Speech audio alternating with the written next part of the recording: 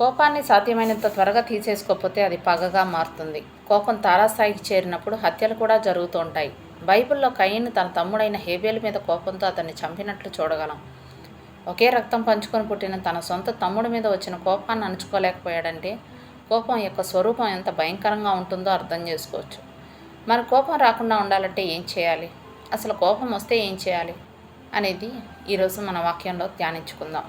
Praise Lord. యూట్యూబ్లో ఈ వాక్యం వింటున్న ప్రతి ఒక్కరికి మన ప్రియమైన యేసుక్రీస్తు నామంలో శుభములు తెలుపుకుంటున్నాను.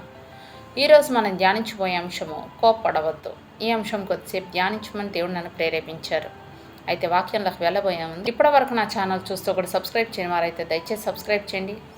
నన్ను కొంచెం సపోర్ట్ చేయండి, లైక్ చేయండి, షేర్ చేయండి, కామెంట్ కూడా చేయండి. ఇంకా వాక్యం మీతో పంచుకుంటుంది మీ సోదరి నైనా షేక్. ఇక మనం వాక్యంలోకి వెళ్ళిపోదాం.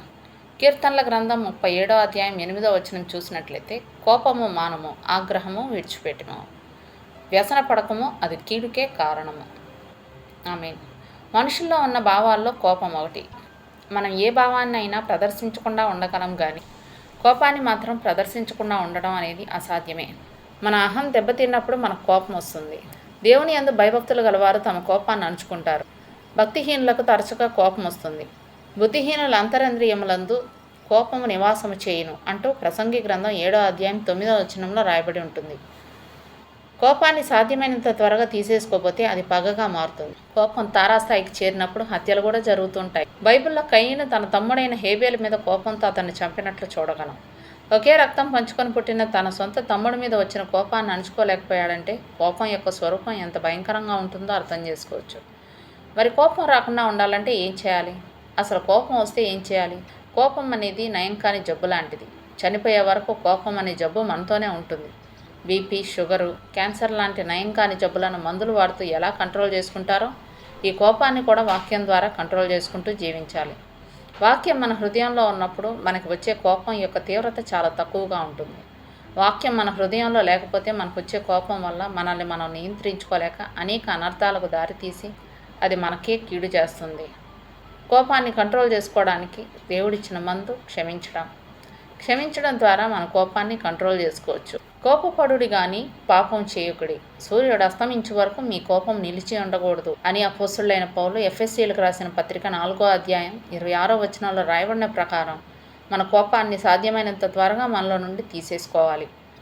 మనుషులకు సహజంగా వచ్చే కోపాన్ని కంట్రోల్ చేసుకోవడం కష్టం కాబట్టి కోపపడినప్పటికీ పాపం చేసే స్థాయిలో మన కోపం ఉండకూడదు. కయీను తన కోపం ద్వారా నరహత్య అని పాపం చేశాడు. అలాగే మనం కూడా విపరీతమైన కోపం ప్రదర్శించేటప్పుడు బూతులు మాట్లాడడం పరిపాటి. అంతేగాక మన కోపం ఎక్కువసేపు ఉండకూడదు. అనేక మందికి ఇది అసాధ్యంగా కనిపిస్తుంది. గిట్టని వాళ్ళ మీద కోపం రాకుండా ఉండదు. ఎన్ని సంవత్సరాలైనా కూడా ఆ కోపాన్ని పోగొట్టుకోలేరు. అంటే క్షమాగుణం లేనందువల్లనే వారి కోపం ఎప్పుడూ ఉంటుంది. దేవుడు కూడా మనుషుల మీద కోపపడతాడు. అయితే ఆయన కోపం నిమిషం మాత్రం ఉండును, ఆయన దయ ఆయుష్కాలమంతయు నిలుచును అంటూ కీర్తనల గ్రంథం 30వ అధ్యాయం 5వ వచనంలో రాయబడి ఉంటుంది. కాబట్టి మనం సాధ్యమైనంత వరకు కోపాన్ని అణుచుకొని లేదా కోపపడినప్పటికీ దాన్ని వెంటనే తీసేసుకొని ఇతరులను క్షమించి ప్రేమించడం మనకెంతో శ్రేయస్కరం. నీవు దేవుని యందు భయభక్తులు కలిగి ఉంటే నీ కోపాన్ని ప్రదర్శించకుండా దాన్ని అణుచుకునే శక్తిని దేవుడు నీకు దయచేస్తాడు. మళ్ళీ నెక్స్ట్ వీడియోలో మనం కలుసుకుందాం. అప్పటి వరకు మన దేవుని ప్రేమయో, రక్షకుడైన యేసుక్రీస్తు కృపయో, పరిశుద్ధాత్మ సహవాసం ఇప్పుడు ఎల్లప్పుడూ మీకును మీ కుటుంబానికి తోడైండును గాక. ఆమేన్.